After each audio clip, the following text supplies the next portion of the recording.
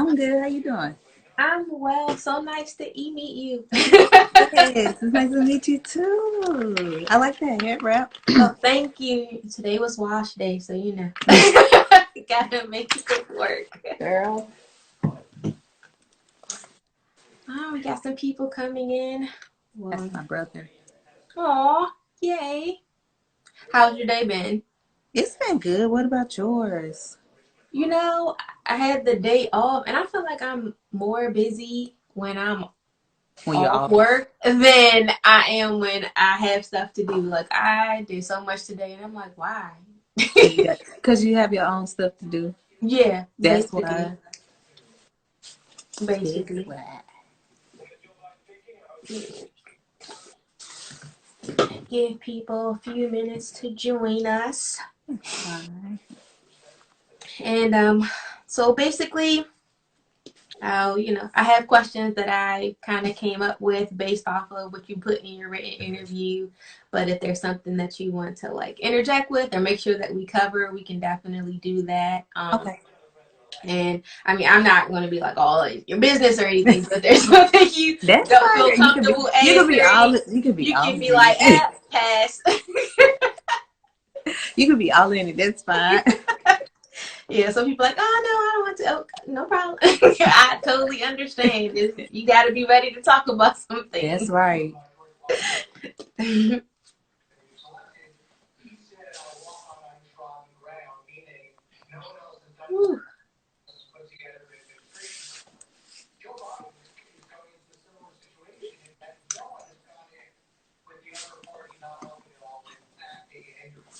Tell people Instagram has been acting really, really slow for me lately. I don't know why. Instagram. I think Instagram's been acting up for everybody.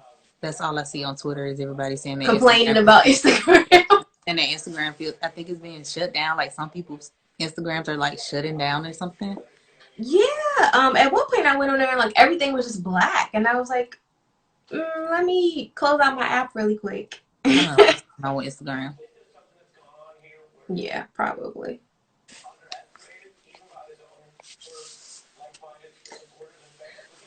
All right.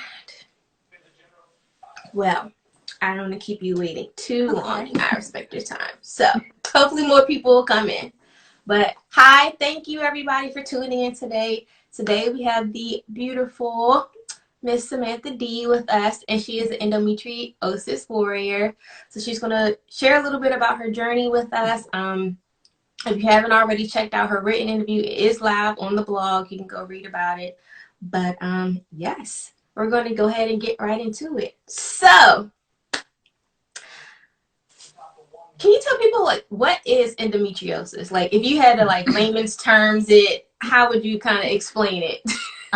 The way I explain endometriosis is basically when a woman has her cycle, instead of the blood only leaving the body, it stays in the body as well. And it'll turn into tissue, and the tissue will attach to different organs in the body. And then it's like tissue just feeds off of tissue. And there's no Mm, cure. So it's like tissue is like always going to grow. So basically, that's what endometriosis is. just like Yeah. ending, non-ending growing tissue. Right. Most people, a lot of people, I guess, kind of, I feel like it's the sister to cancer, so to speak. Like, Mm. you know how it runs, how cancer can like spread so fast. Endometriosis is kind of like that. Oh, I did. So I didn't know that. I mean, I've Yeah. heard of stories of like people Hmm. having endometriosis, and specifically when it comes to like, oh, hey, I have endometriosis, but I want to have a kid or something like that, Yeah. and those type of challenges, but not Hmm. really like the background behind like what is it, how does it Hmm. work, and like the Yeah. ins and outs of like day to day life of having it. Yeah. Because it's It's the not. it's a precursor to ovarian cancer. Wow, I didn't And a lot know of people that. don't, when it goes undiagnosed, it can That's turn it. into ovarian cancer. So do they know like kind of what causes it or what kind of just activates it? No, No. they don't. Some people suspect it's genetic, Hmm. but they don't really know how it starts, where it starts. It's just well, all of a sudden you have endometriosis. And so was that the case for you? Like were you always kind of having to experience like these symptoms. In your interview, you talked about like the debilitating periods and the heavy Yes. clots. So that's been your cycle ever since you've had one? Yes, my cycle has always been bad. It's always been debilitating. 7 to 8 days where I can't go to work or go to school, like the first day or maybe the first 2 days, needing drugs, but they don't work for me. So struggling, trying to, get through it on my own. A lot of vomiting, nausea, not being able to walk during my Wow. cycle. It's always been debilitating. And so I can't even like I remember being younger and like, oh, you're like, oh, I have cramps, I need medicine. Mm-hmm. So I mean, I'm not even sure if you can ever get used to a pain like that. But when you were younger, before, because you weren't diagnosed until later in life, Mm-hmm. how did you kind of cope with that? Like as like a teenager, like this is I just mess. I didn't have a choice, so I just struggled. I tried, different types of pain medications. I tried the over the counters like Advil and Tylenol and the extra strengths.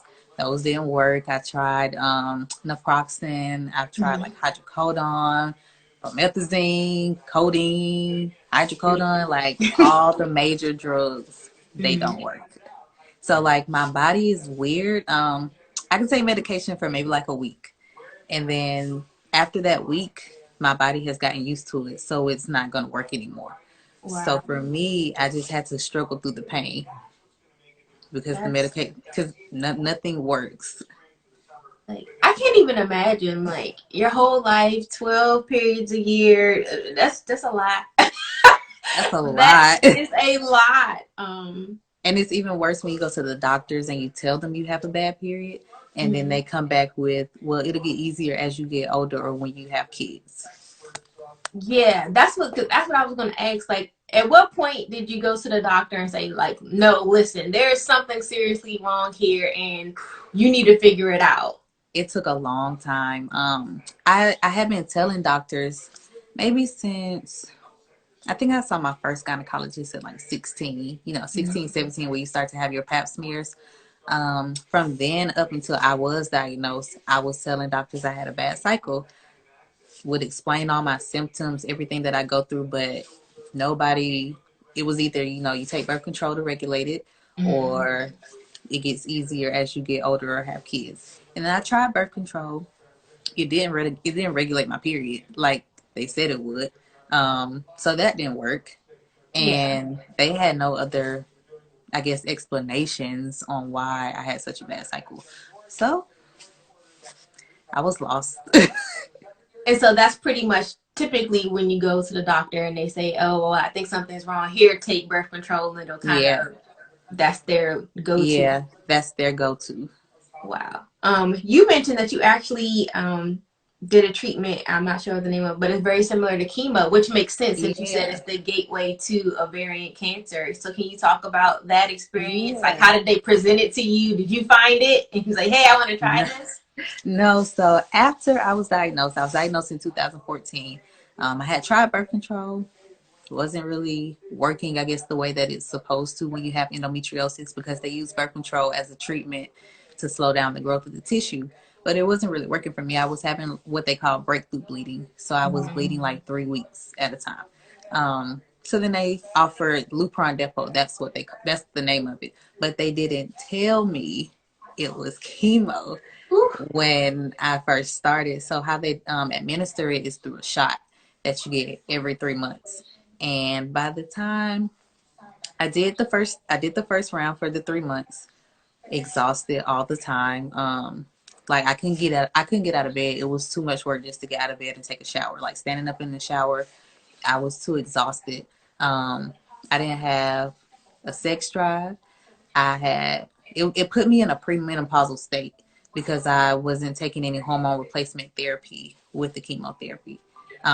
So I was in a menopausal state. So I had hot flashes, I had night sweats, no sex drive, like all the things that come with menopause, I was experiencing at 25. And it was horrible. Like I think I did 4 months of chemo, and I said, no, I can't keep doing this because I'm gonna be bedridden. It yeah. was so exhausting, and I do not. I know why people take, chemotherapy and radiation because they have to, but those are some warriors for real. Because just in the 4 months that I did chemotherapy, and I only had to take a shot once every 3 months, and other people have to do chemotherapy on a regular daily basis. It is exhausting, and it is a treatment that I would not say to try if you have endometriosis. That's just me, in my personal opinion. I would not do it. It was the worst experience. I would not, unless it was like life or death and I had to do it. I'll never do chemotherapy again. Yeah, it's a lot. We don't also. I have MG.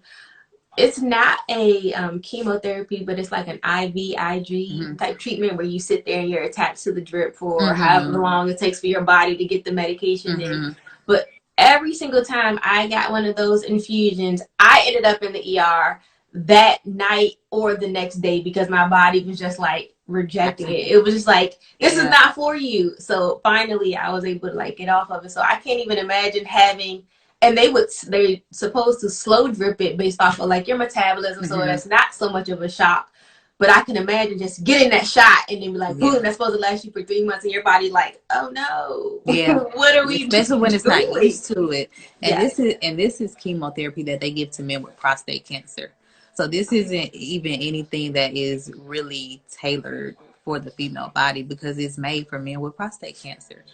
So it's even harsher, I feel like, on it the has woman's to body. be. That's that's Yeah. crazy. Yeah, I had never even heard of that treatment before. But you said it's called Depra. Is that similar to like it's called the Depravera shot that No, most it's not people? similar. I was I going to thought say because so. I know I people thought get so that too. shot. I thought it was similar too before I found out that it was chemotherapy. I thought it was similar too, and I've tried Depo-Provera too. I'm just against birth control. I'm against all birth control at this point. Yeah, It's not made yeah. for us. It's not made for us. Which brings me to my next question.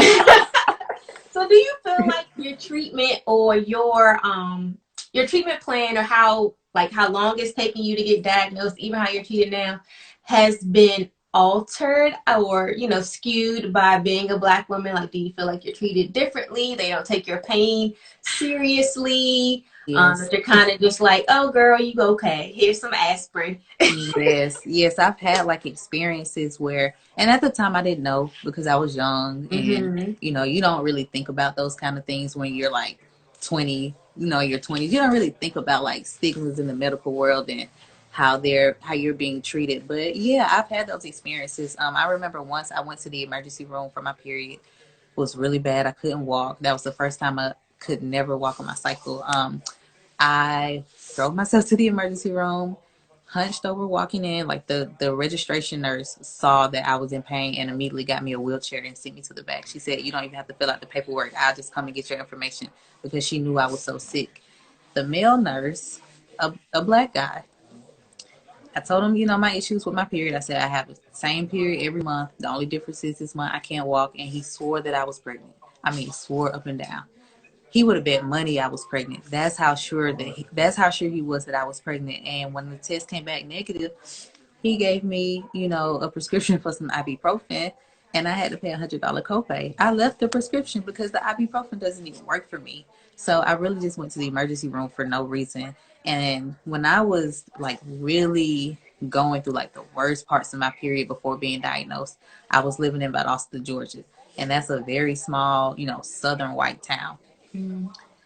Everybody I saw in that town, nobody was receptive to what I was saying until I almost overdosed on codeine. And then that's when a doctor finally said, "I think you have endometriosis." But he asked me questions about my period. He Mm-hmm. didn't wait for me to say, "This is what's going on." All I said was, "I took all these codeine pills before my period. I feel like I'm going to faint. I don't know what's wrong." And he asked me the top three questions for diagnosing endometriosis.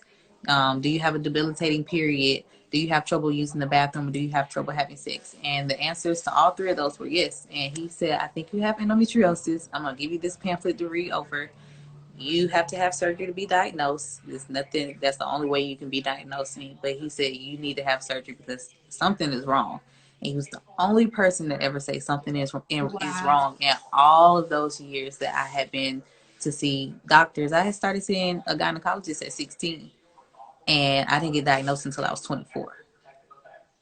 That's just a long time to A just super long time. have no one like really take you serious. Hmm. Like it's just so frustrating. And And it your got story, progressively worse. Like my period got progressively worse as I was getting older, and nobody was taking that into account. yeah, like that's just very very frustrating. It makes me angry Yeah, a little bit because I'm like, yeah. oh, like It may because I know there are girls that are mhm. teenagers or adolescent children that are having periods, and they are having these same issues, and will go to the doctor and express the issues just to be turned around. Like that's in 2020. That's Yeah, when not we have okay. all this technology, all these, we're the latest and the greatest, but we can't Right. help people with their simple everyday aches and pains. Like I recall when I think I was 16 or 17. I don't have endometriosis, but I remember one time when my cycle was so painful, like I was like pacing up and down the Hmm. hallway, and like I took some aspirin, and then like 2 or 3 hours later, I was like, it didn't work, so I took some more. Couple hours later, it still didn't work. So by the end of the night, I think I had taken at least like 12 to 14 Hmm. aspirin. And the next day I went to school, I was just so high. But I just felt, Yeah. I was like, I don't care. Y'all don't know what I Yeah. went through last night. Exactly. And it's just, you just need that relief. And it's not like, oh, Hmm. hey, I'm about to sit here and overdose. It's like, I'm taking it. It's not Yeah. working. So I'm going to keep Keep until taking I it. get some relief. Yeah, and I would be taking, like 1,600 milligrams at a Oh, time, and it might work for a few hours, but I'll be back on all fours on the bed later on. that's so intense. That is very intense. So now, who do you see, or what's your like day to day treatment plan for like managing, your? Whew. We've we've came a long way. My period was 90 days for 9 months out of the year, so now I got it down to 6 days once a month. Hey, I've gotten off birth control. Like that was what was making my cycle so long. The birth controls, like for me, it was counterproductive. mm, Like they give it as a treatment to slow down the tissue growth, but for me it was making it grow so much faster because I had went from stage 1 to stage 4 endometriosis in like 3 or 4 years, and that's so fast. wow. So I got off birth control. I changed my diet. Mm-hmm. So I took out meat, especially red meat, because red meat is not good when you have endometriosis because of the inflammation that it'll cause. So I changed my diet. I do a lot of yoni steams. Hey, Yeah, I do a lot of I wonder if my steam. girlfriend is on here. We have a Groupon Yoni Steam horror story. Not a horror story. A horror story. I don't know if she's on here, but we watch too much TV. So it was like years ago when the Braxtons had went to Hmm. do Yoni I Steam. remember. So we said we were going to do the Yoni Steam. She found them on Groupon. So we drove separately and she ended up getting there first. And she called me and she was like, Morgan. uh, yeah, this isn't going to This work. ain't So it. I was like, what's happening? We walked in there. And when I tell you the office was small, I'm trying to think. It was probably about the size of like 2 voter registration booths. There was a shower curtain in the corner. There was no water hookup. Like she had to take a bucket and take it outside to like the Dump utility it. closet. The chairs were lawn chairs with jagged like cut That's out poles. ratchet. And I That's was so just like, all ratchet. right, I don't think we can do this. That's Like, ratchet. yes, but the on the Groupon, that place had like 2,000 reviews, 4.5 stars, and I was like, people actually sit here. Like, she was going to be sitting right there, just right there, while I'm sitting here. Like, there was no. It was just crazy. No, your experience at a yoni steam It place was. should not be like that. Most times when you go to a place to get a yoni steam, they have the room for you to be in Mm-hmm, there by yourself. They give you like a blanket and everything. And most times, at least in the places that I've been, mm-hmm, they'll. One place I went to, the first place I went, she had me write down everything that I wanted to release, mm-hmm. And then she came back in the room after I wrote everything down. She lit it and set the cauldron outside and let it burn outside. And then she brought it back and told me to write down everything that I wanted to bring in and manifest. And then she did. I wrote it down, and she did the same thing again I while love I was it. while I was doing my steam. And then the second place I went to, which is my girl Hill by Tashi. She's in South Carolina. With her, she had me do some Reiki. This is Mm-hmm. before I really got introduced to Reiki. She Mm-hmm. had me do some womb healing Reiki while I was doing my yoni steam. So she pulled up a YouTube video that was for womb Reiki, and I sat there and I did a meditation while I was getting my yoni steam. Like, those are the type of experiences that you should have when you go to a yoni steam place, Yes. not along a chair. But I do my own steams at home now.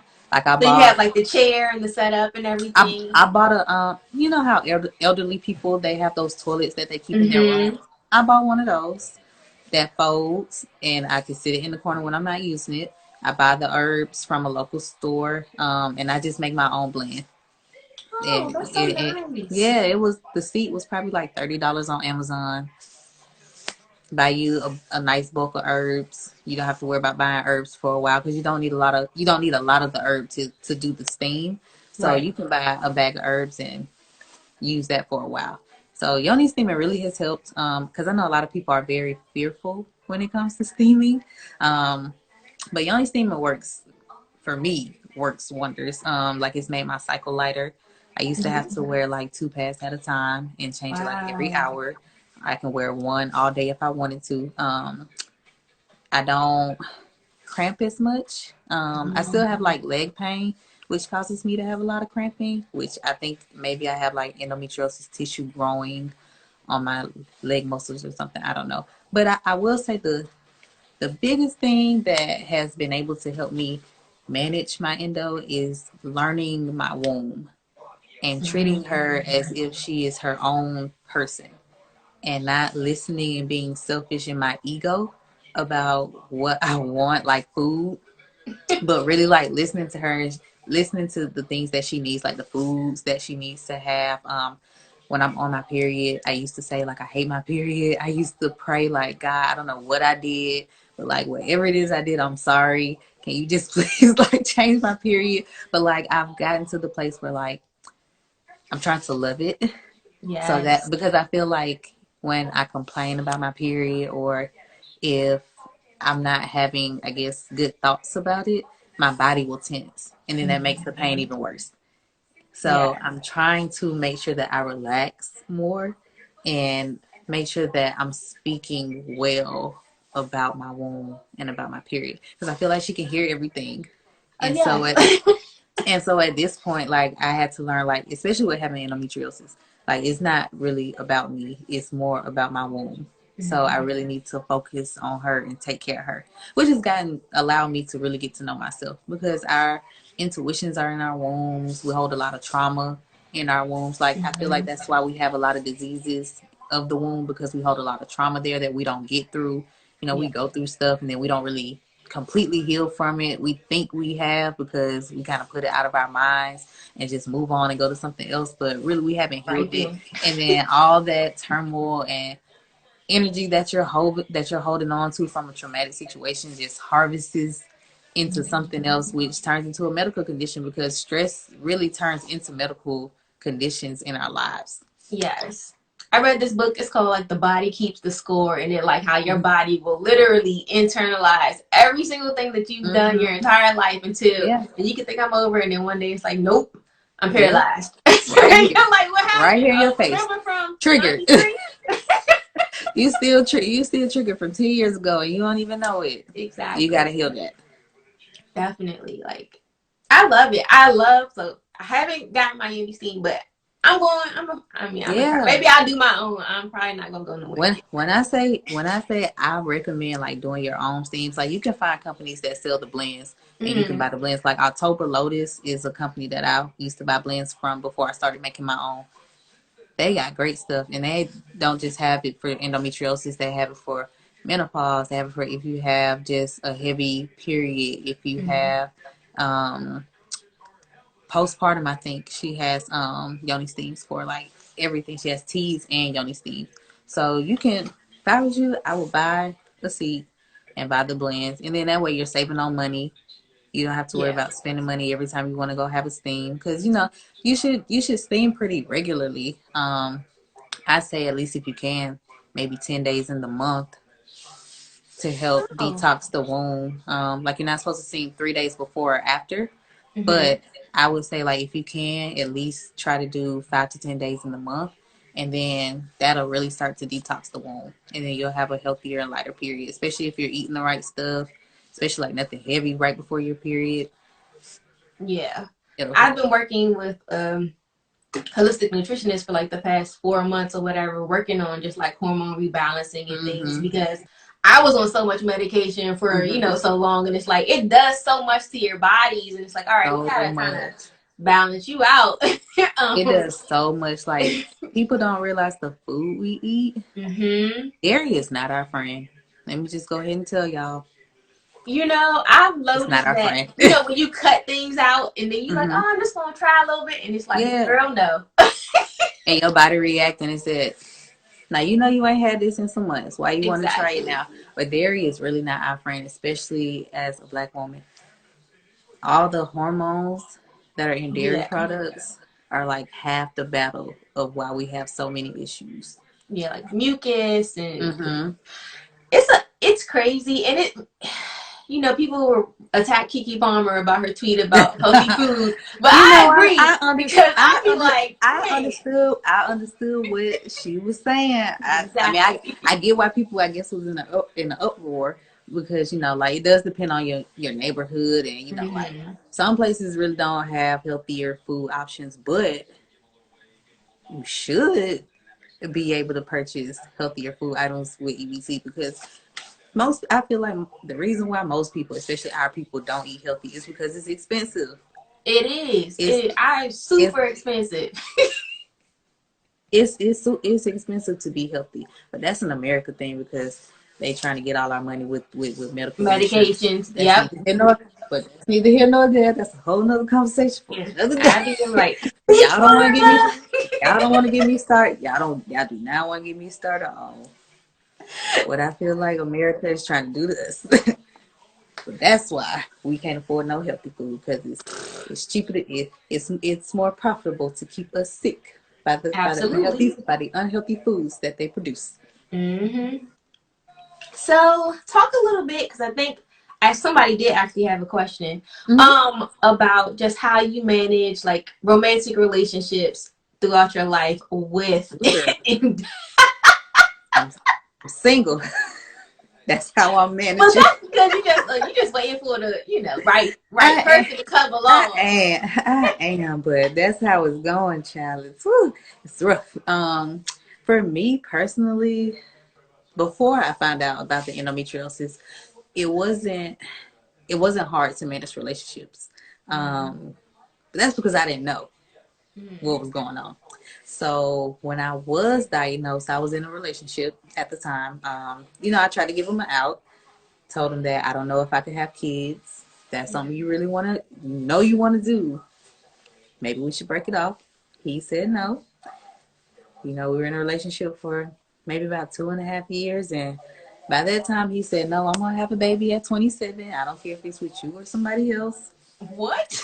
You know, because I was on the chemotherapy, I didn't have a Hmm. sex drive, so we weren't having sex. And then if we did, it was very painful. Mm. Like he could be sitting next to me and breathe, and I'd be like, stop, that hurt. Like, please don't. You know what I'm saying? So it's rough, because when you're first diagnosed, you don't really know what you're about to get into. Like, your doctors will explain to you what it is, that it's no cure. You have to have surgery every 3 to 5 years, you know what I'm saying, to clean out the tissue that's grown. But they don't really like say you gotta plan a whole new life. Like, this is now you don't just have a bad period. Now you have a whole condition that affects your whole body, that's gonna be hard to do just about everything. So now that I'm aware that I have endometriosis, and I know like what it comes with, um, understanding like how energy works now, because I didn't have an understanding then, like especially with sexual energy. I wasn't understanding that if somebody's energy doesn't work well with you, then it will have an effect on the body. Like if you have sex with somebody and you start to bleed, Yeah. something's wrong with the person and their energy and your energy. So it's for me, for me, it's becoming easier because I have accepted everything that endometriosis came with. But for men, so far, it hasn't. They haven't been that understanding. Like I've gotten cursed out for being on birth control because I won't say, well, I'm on birth control because I have a condition, so I gotta be on birth control. They just automatically assume, okay, you're on birth control because you don't want to have kids. Well, if you just talk to me, you learn I can't even get pregnant anyway. So Is me that you taking can't at all, or is it? It's just. I mean, I no, know it's difficult, and it will require like a lot of surgeries and different things to kind of clear everything uh, out and like perfect mhm. timing. But is it completely off the table, or is just something that you're just No, kind of like, eh? no, it's not completely off the table because I haven't had a hysterectomy. Mm-hmm. I've scheduled them, but I never went through with them. But my tubes are blocked with tissue from Okay. the endometriosis, so the egg can't get down to the womb. Now the tissue can unblock on its own, but Mm-hmm. because I have endo, I don't really know like Right. how well that's gonna go because like more tissue is gonna grow at the same time. So I don't really know. I think they have surgeries where you can get one of the tubes unblocked. Mm-hmm. So I said I would look into that. Um, but like IVF and surrogacy, I Nah. don't know. That's not for me. Yeah, because that's childbirth is already, especially Yeah. for us, like childbirth is already dangerous. So I would never want to put somebody I don't know or somebody I do know in a position like that, like to play with their life. Because if something were to happen in childbirth while you were giving birth to my child, I would never be able to live with like losing the person who birthed my child because they were doing it for me. Like I would never be able to live with that. So I say, I'll adopt. Mm-hmm. Plenty of kids in the world who need a home. Don't mind marrying someone who already has children because that'll take a lot of pressure off of me to not have a baby. Like if a baby were Yeah. to come, I'll be super happy. But if I date somebody who doesn't have kids, and I feel like every person wants at least one child, especially a man. I feel like every man wants at least one child. So if I date somebody and they don't already have children, I just feel like that's added pressure on me to try and do it one day. And I don't need that kind of pressure on me.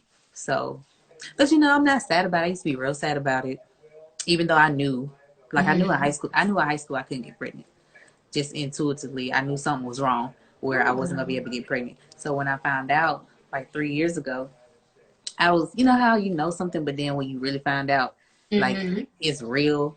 Yeah. So then it was real. So then I was sad for real because I wasn't sad before. I wasn't sad before when intuitively I knew. He's But like, I I was, don't know what I be talking about. yeah. But I was sad when I found out when my doctor told me I was sad. So I was like, dang. But I'm not sad anymore because everything happens for a reason. Mm-hmm. I teach children in my free time about period health care. So I was like, well, I already got a bunch of kids. Ain't mine, but I had a bunch of kids that I, You can feel that, boy, that and you get to give them yeah, back. exactly. So I'm as long as the guy not tripping over the baby thing, I'm fine. So considering this isn't something that you can kind of like hide or put off for a Hmm. couple of months because everything is so great for you, how soon do you let them know, hey, I got this You, going on for about a week, don't even look at me, don't even come you, around, don't even text me, honestly. you gonna. Well, if I like you enough, and you make it past a week, most people don't make it past a week with me. So if you make it past the first week, and then you really get to know me, like once you ask me what do I do, Mm-hmm. you pretty much gonna know what I'm going through What because I to can't do. tell you what I'm doing and then I tell you why I do it Right. because it's so off topic that you're gonna ask me why do you do stuff like that. So yeah, you're gonna know within like the first 2 weeks what you getting. So you want to have a baby. Do not apply. Do not apply. It's a hat. There's a 50-50 chance of it. All right. Well, now let's talk about actually like your advocacy and what you Mm-hmm. do, and tell people how you came about doing it. Other than, of course, this is your life. But Mm-hmm. when did you decide? We'll make that transition from, oh my gosh, this horrible thing is happening to me, to I want to help other people deal with this horrible thing that happens to them. I couldn't find anybody like on social media. Like I couldn't find any groups or people that I knew who had endometriosis that looked like me. Like Yep. I found a few Facebook groups when I was diagnosed, but they were mostly Caucasian women, maybe like 40s and up. Like I didn't Mm-hmm. know anybody in their 20s that were black that had endometriosis or had ever even heard of it before. The only black person I knew was Tia Mari. She was the only person that I knew, and I couldn't call her and ask her no questions. So It would have been so cool if you yeah, could. it really would have been. I hope I can call her now. Let me ask you a few questions, girl. I'm still struggling.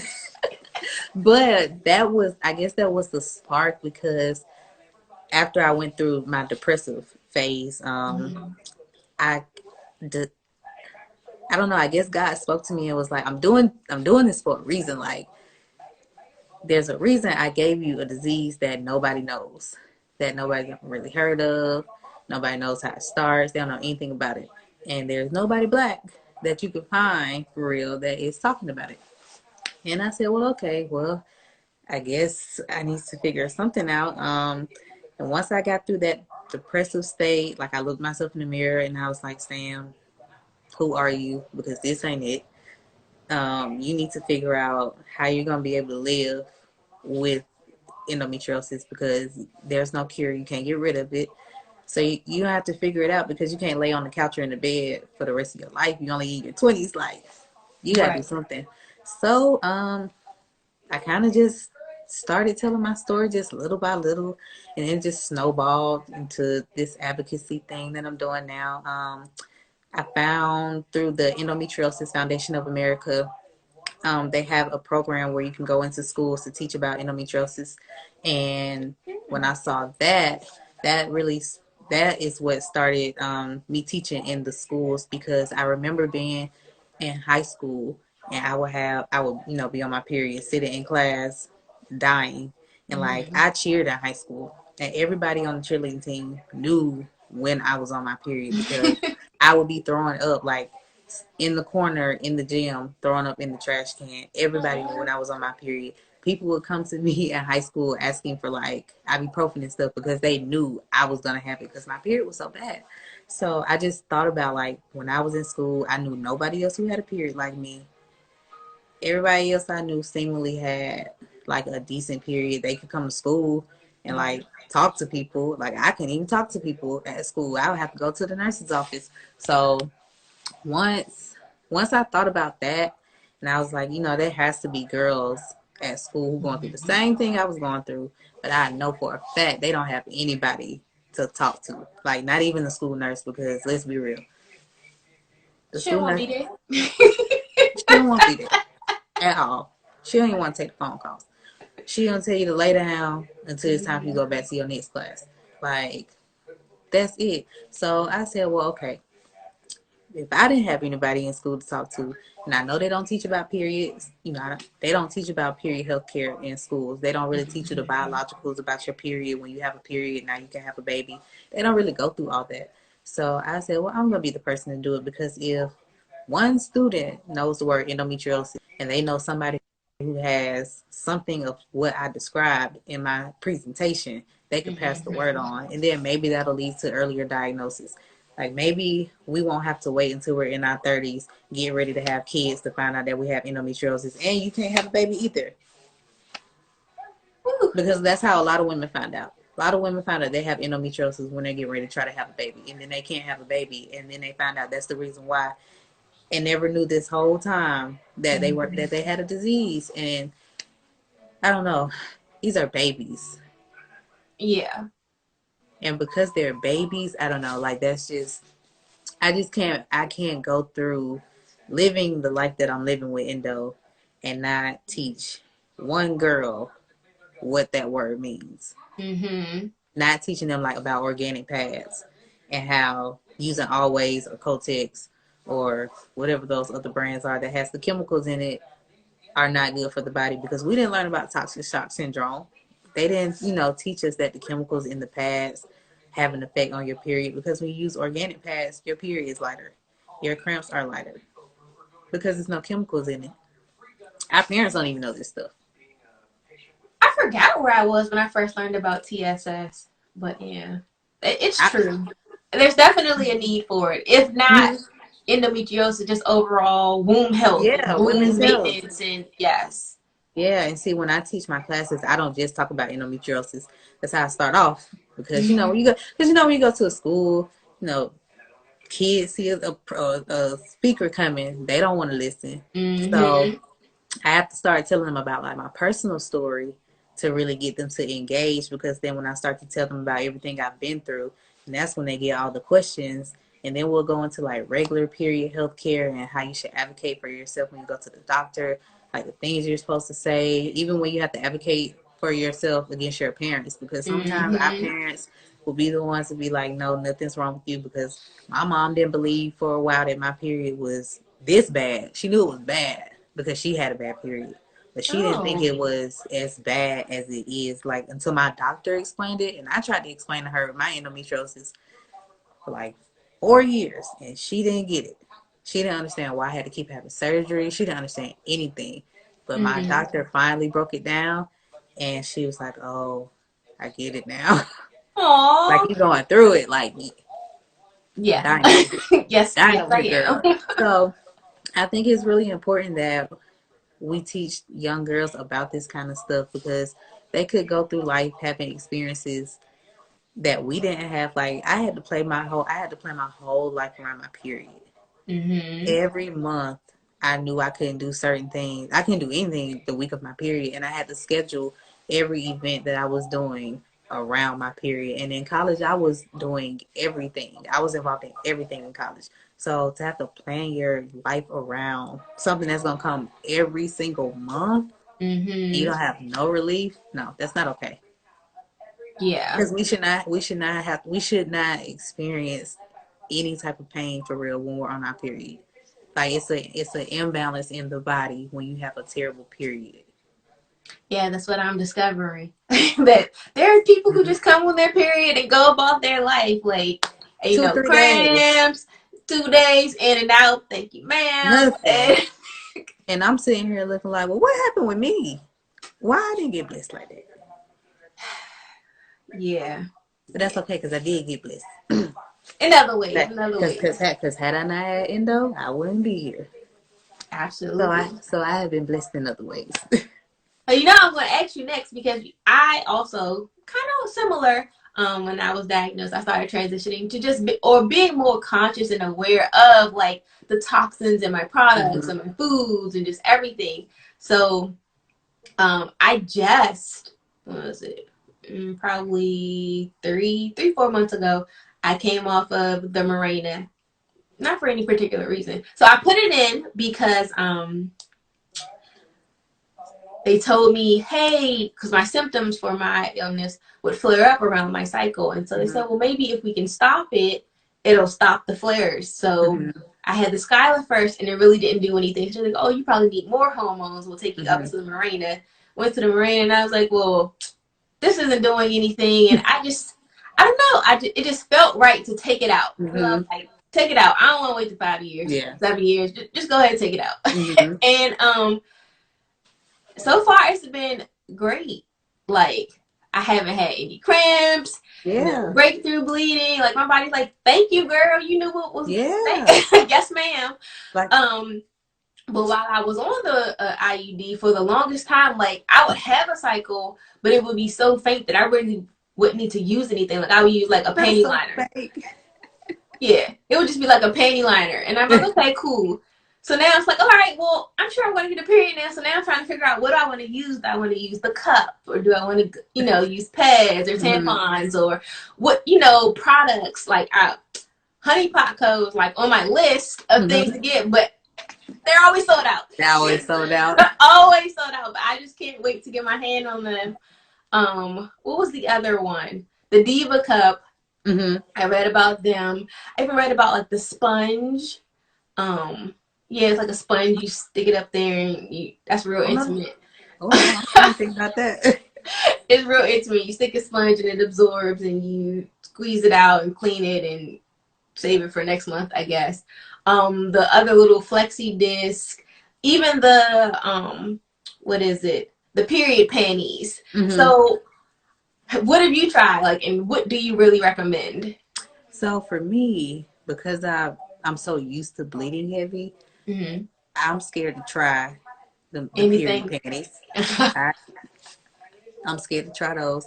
I those would be something I have to try like day 4 or something like that. Mm-hmm. I've tried honey pot. Honey Mm-hmm. pot is really good. Okay. When you first try them, the peppermint, it's gonna get you. Fair warning, because I didn't read the label Mm-hmm. before I used it. I didn't read the label, so I didn't know that it had herbs in the pad. Oh wow. And when I put the pad on, all I felt was the heat from the mint, Sensation.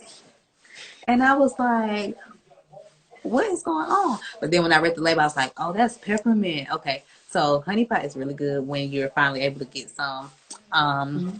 I like 7th generation pads. I love Cinnamon everything I else. I have heard a lot about the cup. Mm-hmm. People swear by the cup. Mm-hmm. I don't know if I can do the cup though. Why? I don't, I don't know. I don't know. I think I'm so used to using pads. I Mm-hmm. don't want to try nothing else. Tampons I've never been able to use those. They used Really? to make my stomach hurt so bad. Like I've the heard that they can make like oh my cramping and things god. hurt, but Oh my god, it will make the cramping so intense. So wow. I can't. I'm scared to try it now. Even though my Mhm. period is a whole lot better, I'm still scared to try tampons. So I just stick to pads.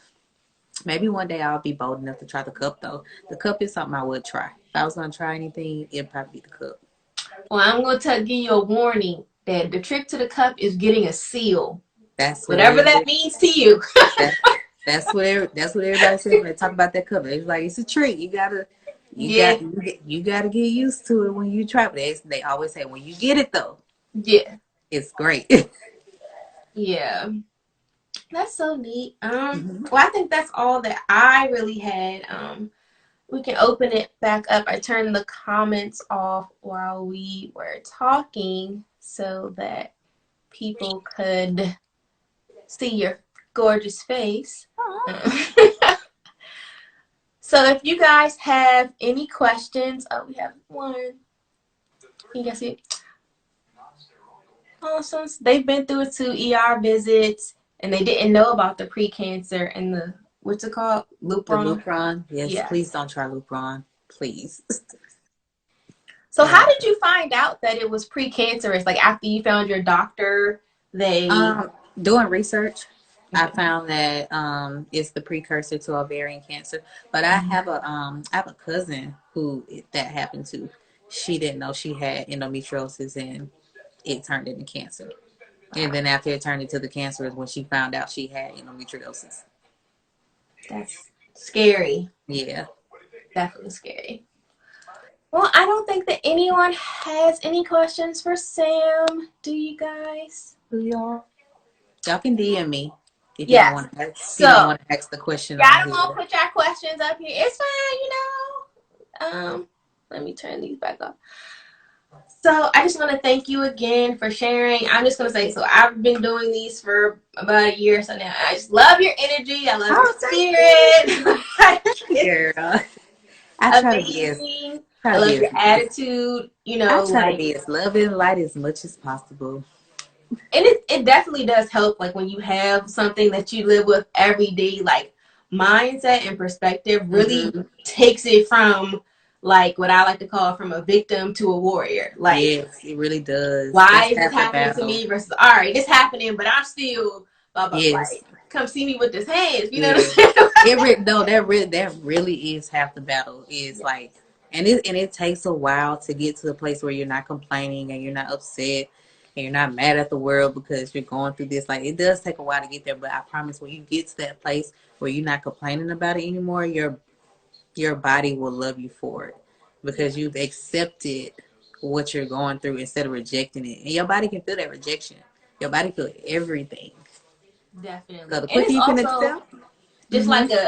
like I've been working on like a lot of just like self-love, and it's like, you know, we have these things, we're so critical of ourselves, Mm-hmm. and it's like if we aren't to this image that we see, we tear ourselves apart Yeah. and we feel so unworthy, and like we can't even love and accept ourselves, so how can the rest of the Exactly. world? And it's just, it's a process, and I really Mm-hmm. really get it. It's a yeah. And like MG is more neuromuscular, but I can just imagine having an illness that is more so focused around like the womb, which is Mm-hmm. equated to womanhood, and Yeah. how are you a woman and you have Yeah. this unfunctioning thing inside of you. Like it's a Ooh. so many mental levels here So that it's so much to process, and yeah. that's the biggest part about having like endo. At least for me, I had to really stop blaming myself because I knew I Mm-hmm. couldn't get pregnant in high school, and I would start saying like I don't want to have kids. And then when I found out I couldn't have Mm. kids, I was like, well, dang, Sam, you said you didn't want to have no kids. Like now, look, you done Look did it. at you. Now you done did it because you said you didn't want to have no kids. So Yeah. don't beat yourself up. It's really not your fault. Everything does happen for a reason. Your test is meant to be a testimony. You can share it. It's okay. I know a lot of people don't like to share, personal stuff, especially like personal stuff like this. But we all go through the same similar journeys, and we can learn so much just from listening to each other and the different things that we go through.